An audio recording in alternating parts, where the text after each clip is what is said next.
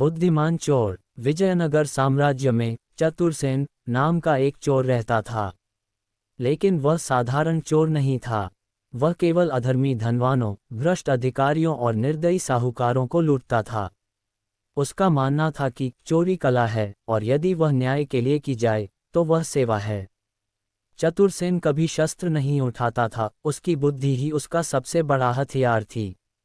विजयनगर के राजा वीर प्रताप सिंह अपनी सुरक्षा व्यवस्था पर बहुत गर्व करते थे। एक दिन दरबार में चतुरसेन की चर्चा छिड़ी। राजा ने क्रोध में आकर घोषणा की, यदि वह चोर इतना ही बुद्धिमान है तो वह मेरे महल की सबसे सुरक्षित तिजोरी से शाही हीरा चुरा कर दिखाए। यदि वह सफल हुआ तो उसे माफ कर दिया जाएगा, अन्यथा उसे मृत्युदंड मिलेगा। चतुरसेन ने इस चुनौती को स्वीकार कर लिया। उसने राजा को एक पत्र भेजा, महाराज, पूर्णिमा की रात को हीरा आपके पास नहीं, मेरे पास होगा। अपनी सुरक्षा बढ़ा लीजिए। चतुरसेन जानता था कि महल के चारों ओर पहरा सख्त है। उसने सीधे घुसने के बजाय भेष बदलने का निर्णय लिया। उसने अगले कुछ दिनों तक महल के रसोइयों, सफाई कर्मियों और सैनिकों की आदतों का बारीकी से अध्ययन किया। उसने देखा कि महल में दूध की आपूर्ति करने वाला एक वृद्ध व्यक्ति रोज सुबह आता था। चतुरसेन ने उस वृद्ध की मदद की और उसका विश्वास जीत लिया। पूर्णिमा के 2 दिन पहले उसने वृद्ध से कहा कि वह बीमार है और उसकी जगह उसका भतीजा स्वयं चतुरसेन दूध पहुंचाएगा। पूर्णिमा की सुबह चतुरसेन ने फटे पुराने कपड़े पहने और चेहरे पर कुछ दाग बना लिए ताकि कोई उसे पहचान न सके। वह दूध के बड़े बड़े बर्तनों के साथ महल में दाखिल हुआ। उसने बर्तनों के निचले हिस्से में एक गुप्त कक्ष बनाया था, जिसमें उसने नींद की गोलियों का धुआं छोड़ने वाला एक यंत्र छिपाया था। रात ढलते ही महल की सुरक्षा और कड़ी कर दी गई। राजा स्वयं तिजोरी वाले कमरे के बाहर पहरा दे रहे थे। चतुरसेन ने रसोई घर में जाकर शाम के भोजन में एक विशेष जड़ी बूटी मिला दी, जिससे सैनिकों को प्यास अधिक लगने लगी।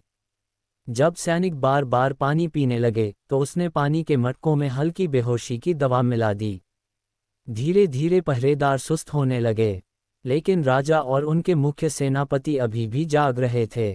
चतुरसेन ने अब एक नया दांव खेला।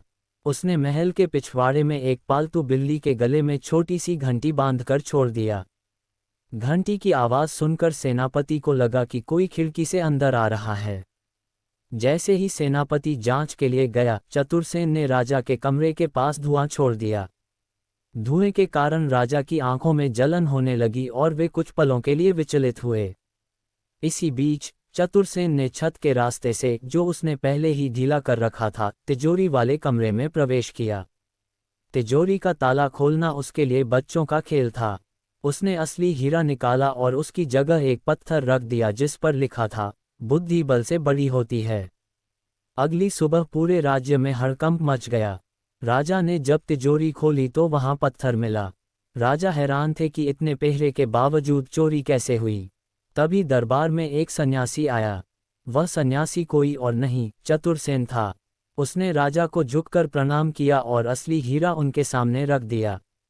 उसने कहा, महाराज, मेरा उद्देश्य चोरी करना नहीं, बल्कि यह सिद्ध करना था कि अहंकार सुरक्षा को कमजोर कर देता है। आपके सैनिक सतर्क थे, लेकिन वे अपनी शारीरिक शक्ति पर भरोसा कर रहे थे, दिमाग पर नहीं। राजा चतुरसेन की बुद्धिमानी से इतने प्रभावित हुए कि उन्होंने उसे मृत्युदंड देने के बजाय अपना मुख्य सुरक्षा सलाहकार नियुक्त कर लिया। चतुरसेन ने चोरी छोड़ दी और अपनी बुद्धि का उपयोग राज्य की भलाई और अपराधियों को पकड़ने में करने लगा।